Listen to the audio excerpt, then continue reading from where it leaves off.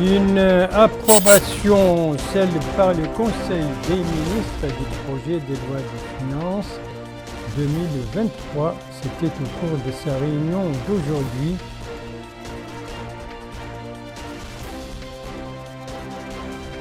Deux audiences, celle accordée par le Premier ministre à la Commission électorale nationale indépendante, puis au ministre malien, le ministre délégué malien en charge de l'élevage et des pêches. Des accords de convention, celles signées entre la Mauritanie et le Mali dans le domaine de l'élevage et de la pêche continentale.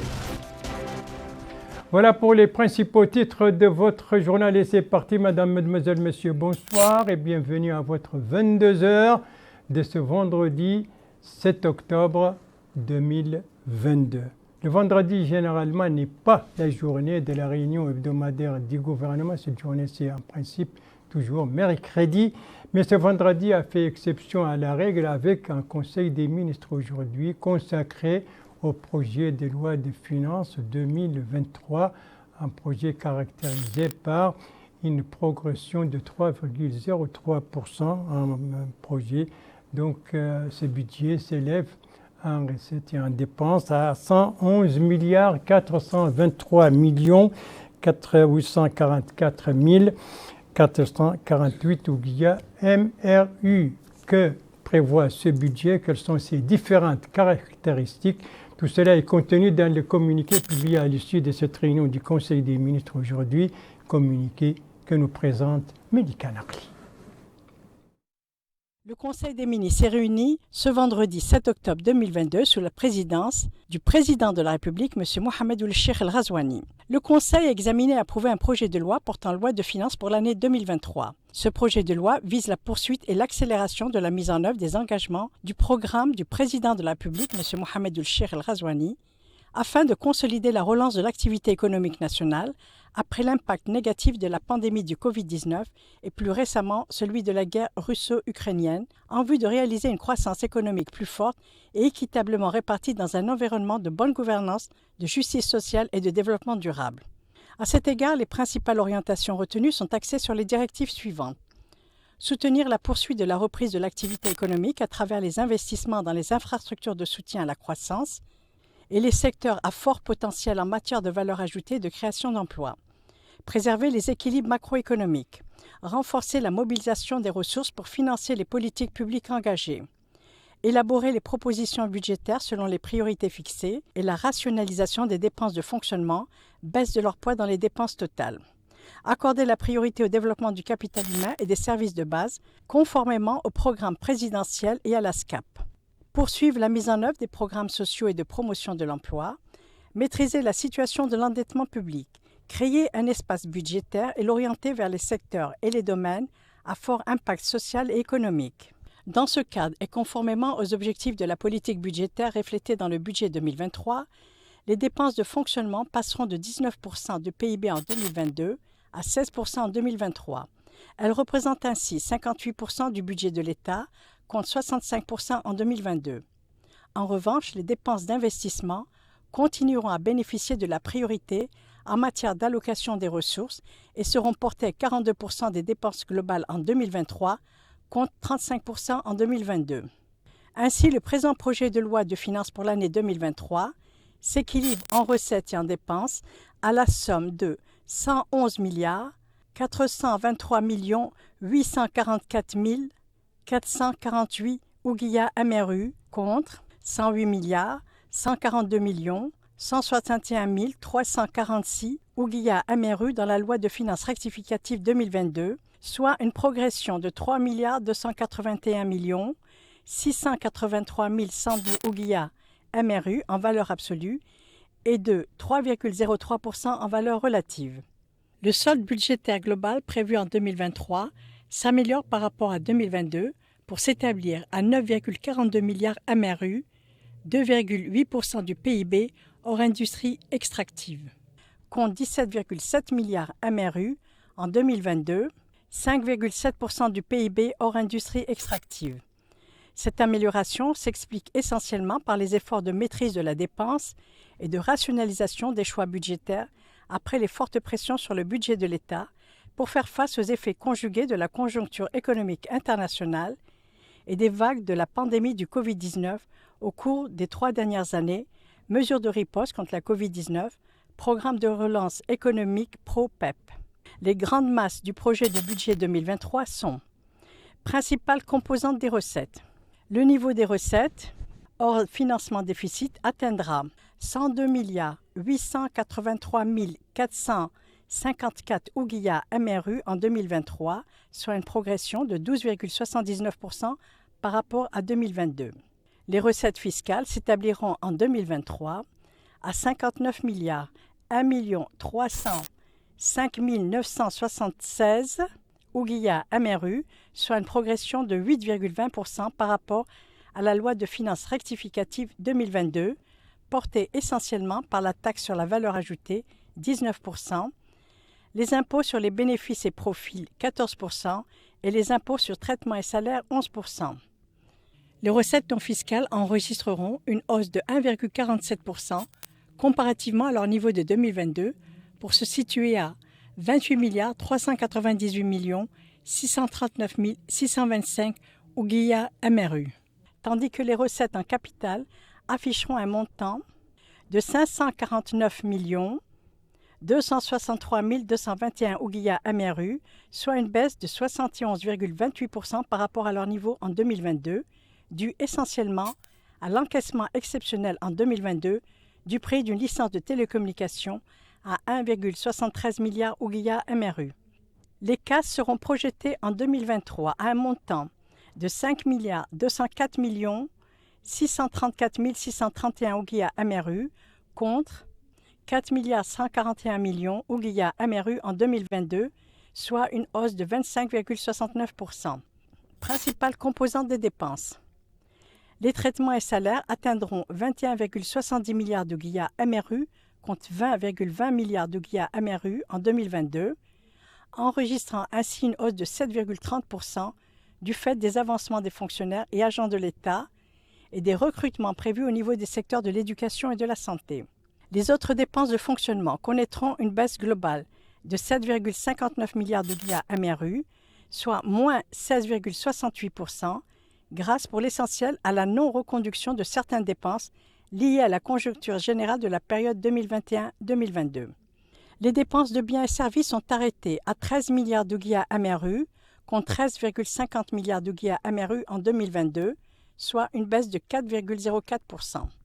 Les subventions et transferts courants se chiffrent à 19,10 milliards d'ouguiyas MRU contre 26,19 milliards d'ouguiyas MRU, enregistrant ainsi une diminution de 27,8%. Les intérêts de la dette seront à 3,12 milliards d'ouguiyas MRU contre 3,34 milliards d'ouguiyas MRU en 2022. Les crédits non ventilés sont établis à 2,67 milliards d'ouguiyas MRU en 2023 contre 2,40 milliards d'ouguiyas MRU en 2022. Les investissements connaîtront une nette augmentation en 2023 pour atteindre 46,62 milliards d'ouguiyas MRU contre 38,30 milliards d'ouguiyas MRU en 2022, avec une augmentation de 8,32 milliards d'ouguiyas MRU en faveur des dépenses à forte productivité et contribuant à stimuler la croissance économique.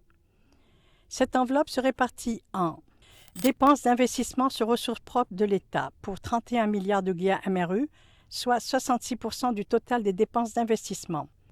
Dépenses d'investissement sur ressources extérieures pour 15,62 milliards d'ouguiyas MRU, soit 33,51% du total des dépenses d'investissement, dont 47% de prêts et 53% de dons. Globalement, les dépenses pour l'enseignement primaire et secondaire, les soins de santé primaire, l'accès à l'eau et à l'assainissement, les dépenses des programmes d'assistance sociale ont conservé leur caractère prioritaire en conformité avec les programmes présidentiels et le plan d'action 2021-2025 de la SCAP. S'ajoute à cela la prise en charge des dépenses relatives à l'organisation des élections législatives, régionales et municipales de l'année 2023 et la mobilisation des ressources nécessaires pour continuer à protéger le pouvoir d'achat des ménages contre les conséquences de la hausse des prix.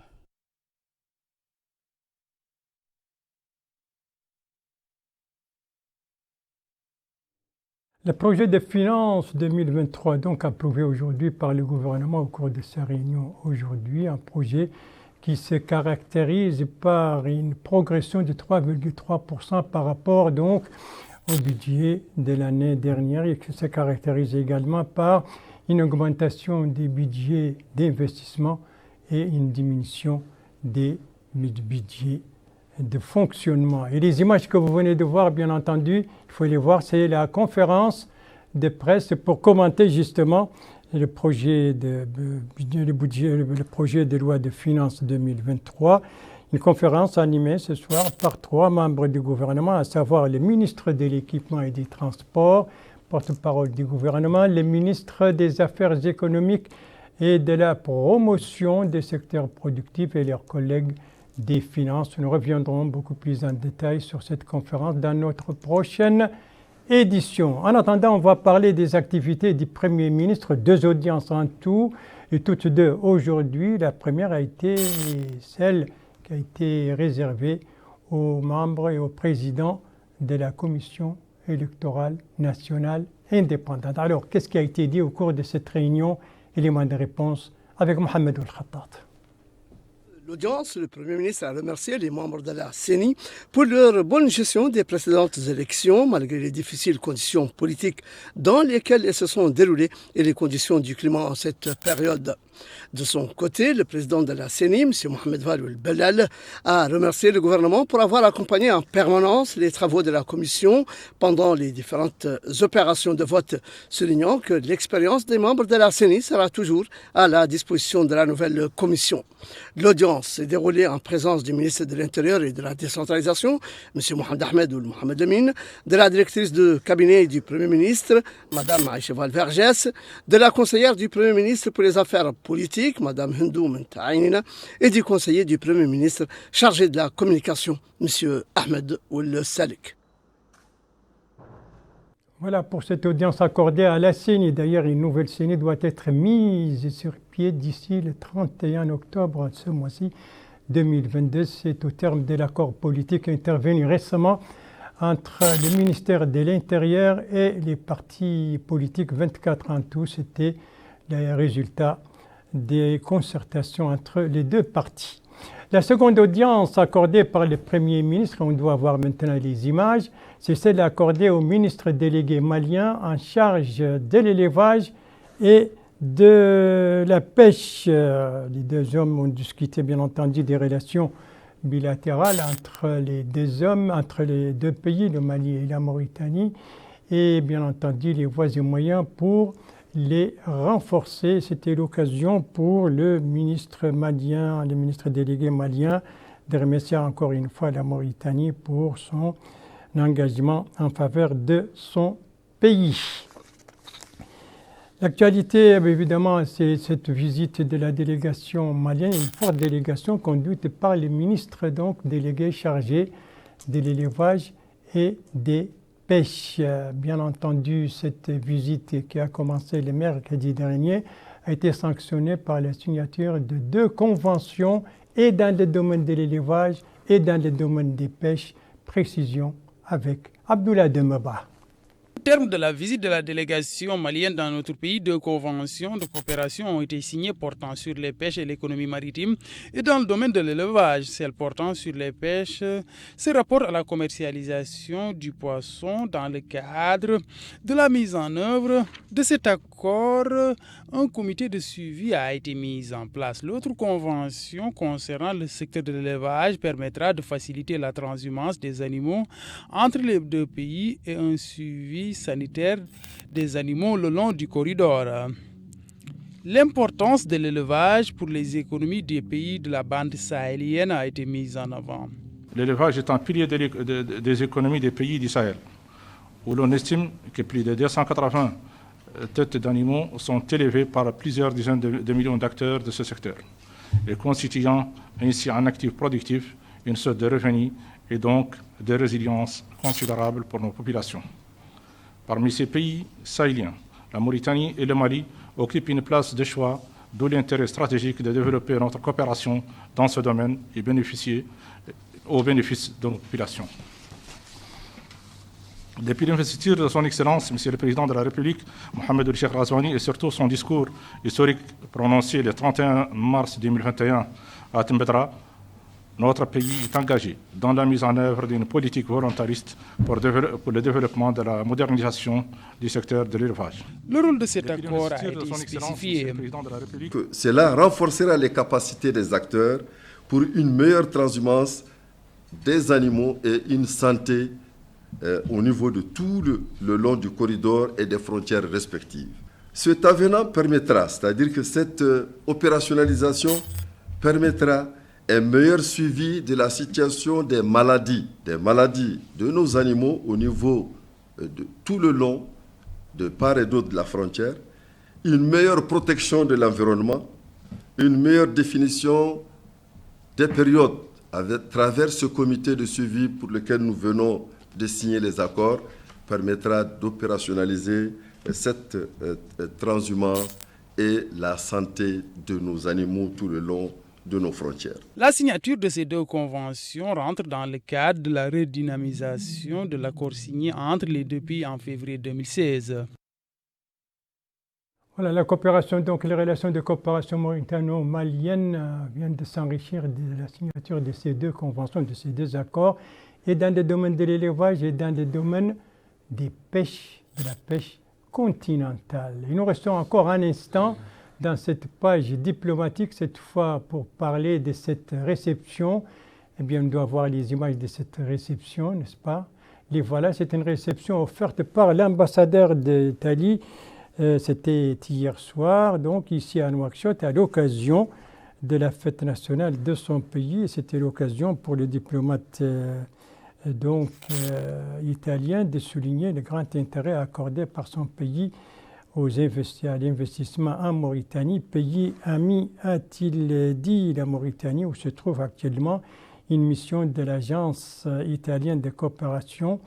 Et cette agence qui travaille en Mauritanie depuis 40 ans, a dit l'ambassadeur de l'Italie à l'occasion de cette réception. Réception donc à l'ambassade d'Italie, c'était hier soir à l'occasion de la fête nationale italienne. Merci de suivre les JTF de Mauritanie, la suite du journal, avec plusieurs étapes qui vont nous conduire au Hod de Charqi, à Nassaba, au Gorgol, au Tagan, au Tiris de Mor, mais également à Nouakchott. Première étape donc, c'est Nema, la capitale du Hod de Charqi. Le Hod de Charqi qui vit actuellement à l'ère d'une campagne de sensibilisation contre les dangers de la fièvre de la vallée du Rift, campagne lancée à partir d'aujourd'hui et qui va toucher toute la wilaya, donc lancée à partir de Nema par des médecins du ministère de la Santé et du ministère de l'Élevage. Et c'est un compte-rendu de notre correspondant permanent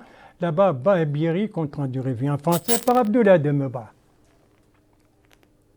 Cette campagne vise à sensibiliser les différentes localités de la wilaya du Hod de Charqi qui sont touchées par l'émergence de cas du fièvre de la vallée du Rift, particulièrement au niveau des Moukata de Nema, de Timbedra, de Walata et de Mbeyke-Lahwash. Cette campagne est menée au niveau des marchés de bétail et points de vente de viande de ces localités. Cette opération est menée par une équipe pluridisciplinaire comprenant des membres du staff médical, du ministère de la Santé, des vétérinaires du département de l'élevage. Ce membre du personnel soignant a déclaré que cette wilaya a été fortement touchée par des cas du fièvre de la vallée du Rift. Il a aussi indiqué qu'ils ont sensibilisé les éleveurs sur la voie à suivre en cas de découverte de cas, tout en précisant qu'ils ont eu à insister sur la nécessité de se prémunir. Cet éleveur de Cédulaïa a quant à lui insisté sur l'importance de la sensibilisation pour les citoyens. Il a déclaré que la maladie constitue une réalité sur place avant de saluer le travail de sensibilisation qui est actuellement mené. La sensibilisation donc contre les dangers de la fièvre de la vallée du Rift et comment se prémunir contre cette fièvre. Tel est l'objectif donc de cette campagne de sensibilisation menée au niveau du Hod de Charqi par des médecins du ministère de la Santé mais aussi du ministère de l'élevage. Autre campagne, mais cette fois dans les domaines agricoles, et cela se déroule dans la Muqata'a de Boumdeid, à Nassaba. Il s'agit de la culture derrière le barrage qui porte le même nom. Et cela a été lancé ce matin. C'est un compte-rendu de Cheikh Al-Hamidi, compte-rendu revu en français par Mohamed Khattat. C'est depuis le barrage de Boumdeid, plein à craquer d'eau, que le maire de Boumdeid, M. Abdallahi Ould Maddallah, a organisé en grande pompe cette cérémonie de lancement de la campagne agricole 2022-2023. L'événement a été marqué par la présence des autorités administratives et d'un grand nombre des habitants des Muqata'a, des communes et des localités environnantes. Le conseiller du Wali aux affaires économiques et au développement local, M. Fall Mohamed Abdallah, qui a supervisé le lancement de cette manifestation, a rappelé l'importance particulière qu'accorde le président de la République, M. Mohamed Ould Al-Ghazouani, à l'agriculture pluviale et l'intérêt d'exploiter toutes les superficies agricoles afin d'assurer l'autosuffisance alimentaire et garantir la réussite de cette saison agricole en cours. Surtout que l'État, a-t-il dit, a disponibilisé tous les moyens pour ce faire, appelant les populations à s'orienter vers l'agriculture et à éviter l'assistanat. De son côté, le délégué régional de l'agriculture, Ahmed Deid Baba, a précisé que les pouvoirs publics ont fourni les intrants agricoles aux paysans, sachant que cette Muqata'a, dit-il, est réputée pour l'agriculture derrière barrage et qu'il faut saisir l'occasion de cette bonne saison de pluie pour s'orienter vers l'agriculture, pour une exploitation optimale des surfaces cultivables pluviales afin d'atteindre les objectifs de cette campagne agricole. Pour sa part, le maire de Boumdeid a indiqué que cette manifestation, qui a son importance sur le plan national et pour les populations de Boumdeid, vient en réponse à l'appel du président de la République, M. Mohamed Ould Al-Ghazouani, pour réaliser l'autosuffisance alimentaire. Il faut noter que la cérémonie a été marquée par des interventions des élus, des notables et des agriculteurs, invitant les populations à se rier vers les champs pour cultiver les terres et louant au passage les efforts des pouvoirs publics qui ont mobilisé d'importants moyens aux fins de garantir la réussite de la campagne agricole en cours. Passé le lancement de cette campagne agricole, les autorités administratives ont, en compagnie des élus locaux, visité le barrage de Boumdeid pour s'informer sur son état général. Le lancement de la campagne agricole donc 2022-2023 au niveau de la Muqata'a de Boumdeid à Nassaba, c'était ce matin. Voilà, après l'agricole, le pédagogique. Le pédagogique avec la réhabilitation de l'école 1 à Tijikja, mais aussi avec l'engouement toujours pour le matériel scolaire au niveau de Kayedi, la capitale du Gorgol.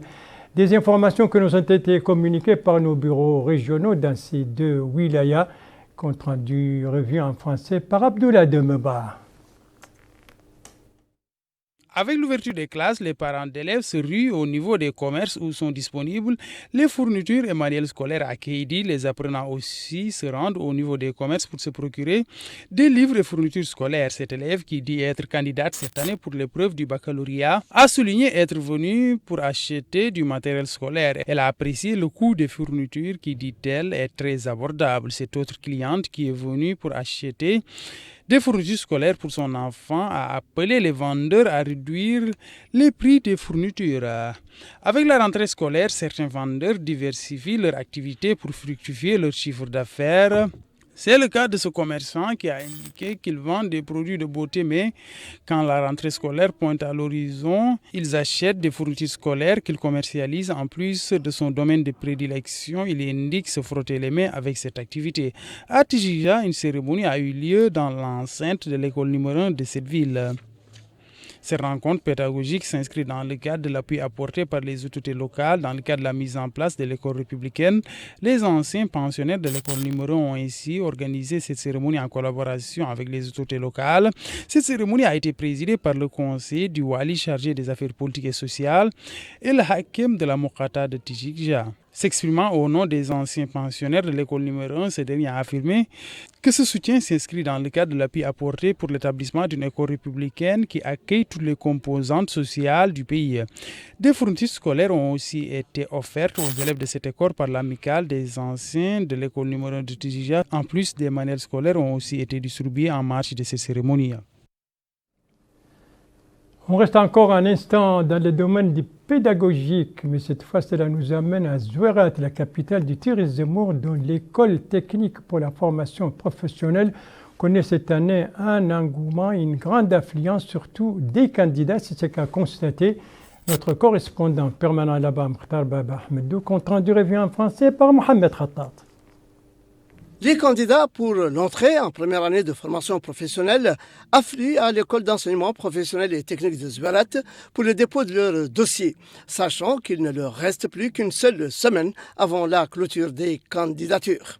Nous sommes des étudiants avec des diplômes de brevet et de niveau du baccalauréat qui souhaitons apprendre et acquérir des diplômes de techniciens et de brevets professionnels dans différentes spécialisations pour avoir accès au marché du travail, disent ces jeunes filles et garçons qui en ont ras-le-bol du chômage. Je suis venu, dit cette femme, récupérer la convocation de mon fils dont le dossier a été retenu pour la mécanique. J'ai déjà l'un de mes enfants qui étudie dans cette école technique depuis 1 an et je veux que son frère le rejoigne pour avoir un métier et combler les besoins du marché du travail. Il est vrai que le taux de réussite enregistré par l'école l'année dernière et les opportunités de travail qu'elle offre à ses diplômés sortants a encouragé des dizaines de jeunes de la wilaya du Tiris Zemour à s'orienter d'eux-mêmes vers l'école d'enseignement professionnel et technique de Zouerat. Selon le directeur de l'école, M. Mohamed Mahmoud Mouloud, le dépôt des dossiers de candidature a été ouvert depuis le 26 septembre et se poursuit jusqu'au 10 octobre courant. L'affluence est grande, dit-il. Nous sommes déjà à 868 dossiers.